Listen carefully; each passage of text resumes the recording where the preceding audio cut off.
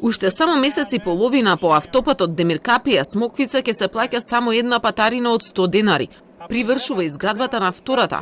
Оваа вест денеска на пресконференција ја обелодени директорот на јавното предпријатие за патишта Зоран Китанов, кој не открива колкава ќе биде цената која ќе ја плаќаат возачите. Проаѓав пред неколку дена, некаде за месец и 20 дена, ја мислам дека ќе биде готово.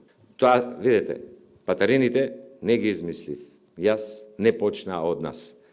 Тоа е според методологијата и од претходната влада е истата методологија, се пресметува по километар. Нема ништо променето. Имаме ли најскапи патарини во регионот во моментот? Не, најевтини. А ако се суди според километража? Исто.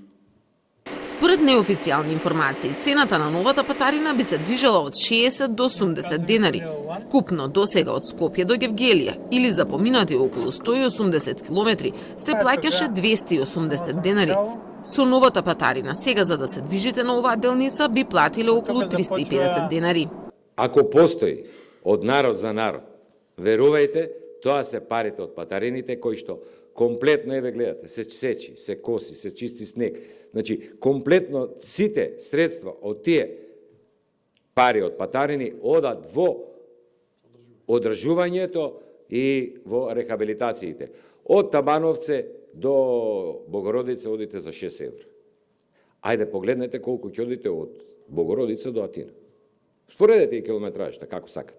И Србија ги покача патарините. Ако се спореди со Србија, во земјава цената на патарините речиси идентична. Со покачувањето од Прешево до Белград или за поминати околу 380 километри, српските патишта наплаќаат 1500 динари или 750 денари.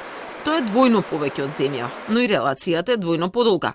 Инаку Китанов се пофали дека годинава значително се зголемени приходите од патарини, а вели дека може да се размислува и за воведување на фри флот наплата, што би значило поставување камери на сите патишта низ земјата, без разлика дали се автопати. Така ќе се следи движењето на возилата по регистрација за цел месец.